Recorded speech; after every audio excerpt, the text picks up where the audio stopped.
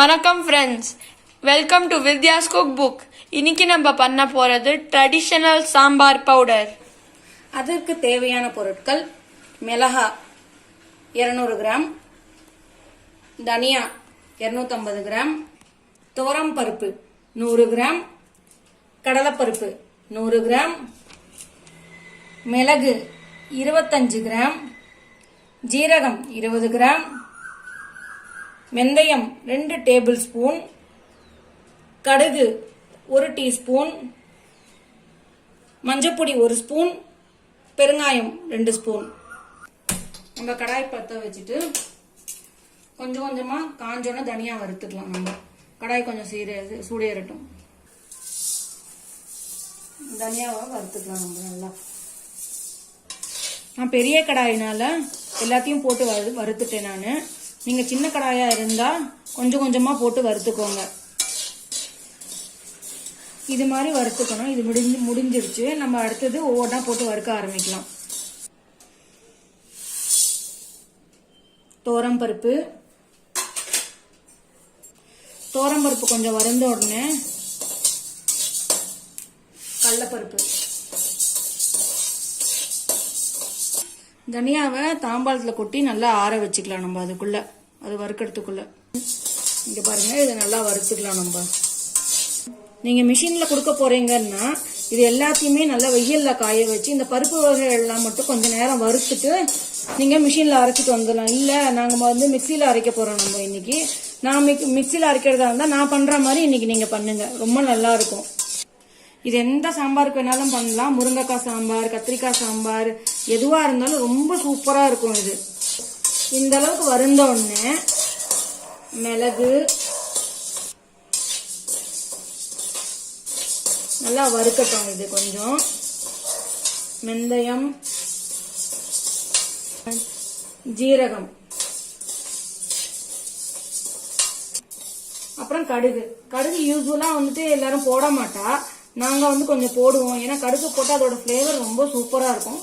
So நீங்க try பண்ணுங்க. இது மாதிரி உங்களுக்கு இது மாதிரி மொத்தமா வறுக்க தெரியலன்னா ஒவ்வொரு பொருட்களா போட்டு தனித்தனியா வறுத்து நீங்க தனியா எடுத்து வச்சுக்கலாம்.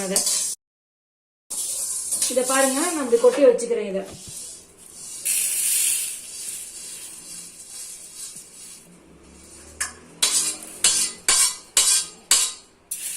இதையும் ஆற வச்சுக்கிறேன் நல்லா.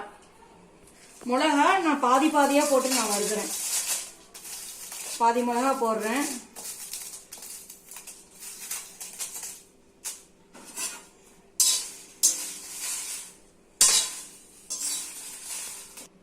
நான் இதோட கொஞ்சம் காஷ்மீரி ரெட் சில்லி சேர்த்திருக்கேன். இதுதான் காஷ்மீரி ரெட் சில்லி. ஏன்னா இது கொஞ்சம் கலர் கொடுக்கும். நம்ம மிஷின்ல அரைச்சா நார்மல் சில்லியே உங்களுக்கு போறோம்.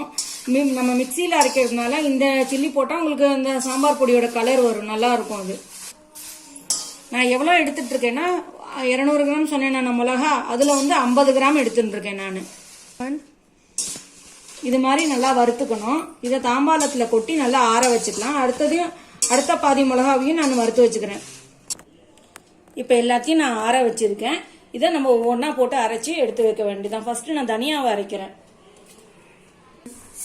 தனியாவை கொஞ்சம் கொஞ்சமா போட்டு அரைக்கிறேன். தனியாவை இந்த மாதிரி 2 தடவை வறுத்து வச்சு அரைச்சு வச்சுட்டேன். மிளகாவை 2 பாதியா நம்ம அரைச்சு வச்சுக்கலாம். மிளகா அரைக்கும் போது கம்மரும், ஸோ கொஞ்சம் ஜாக்கிரதையா பார்த்து அரைச்சு வச்சுக்கோங்க.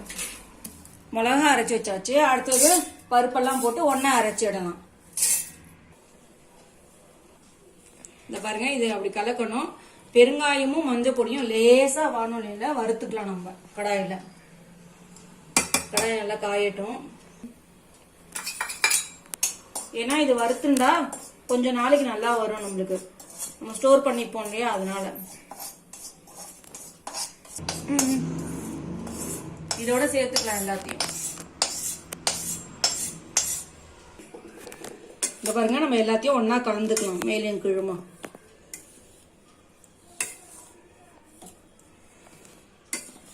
இது பாருங்க, இது மாதிரி நல்லா கலந்துக்கணும். இது நல்லா சூடு இருக்கு. சூடு ஆறின உடனே நம்ம ஒரு ஏர்டைட் கண்டெய்னர்ல போட்டு ஸ்டோர் பண்ணிக்கலாம்.